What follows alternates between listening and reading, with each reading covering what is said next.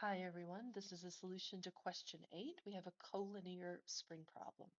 Let's read the problem statement. We have two springs, A and B. They're working together to keep three bodies in static equilibrium. So they're shown as rectangles. You can think of them as a pile of books if you like.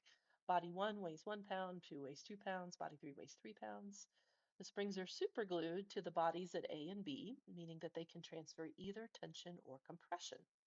We know that the force in spring A is 0.5 pounds of tension. What is the force in spring B? Right. Let's do given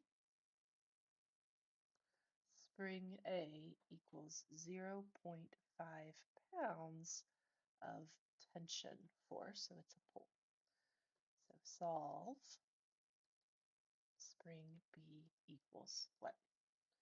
Okay, let us clean up this picture. I don't think we need anything other than that.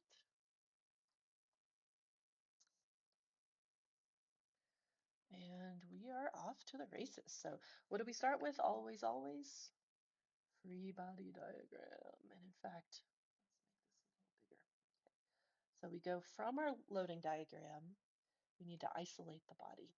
And I got a choice. I could pick book 1, books 1 and 2 together, books 1, 2, and 3 together.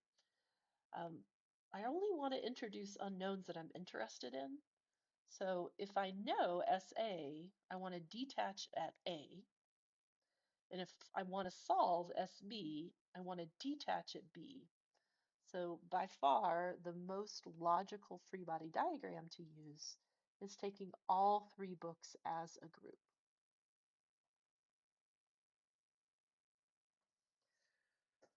We're going to add together 1 pound, 2 pound, and 3 pound, so a total weight of 6 pounds. I could draw it as 3 vectors as if I wanted to, but I'm just going to draw it as one vector. And I don't know where the center of mass exactly is, maybe about there. And so we'll just kind of hook our vector right there, 6 pounds of force there.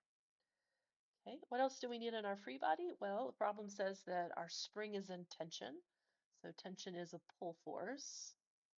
And so we're given that 0.5 pounds. And we're asked to solve for the force in spring B.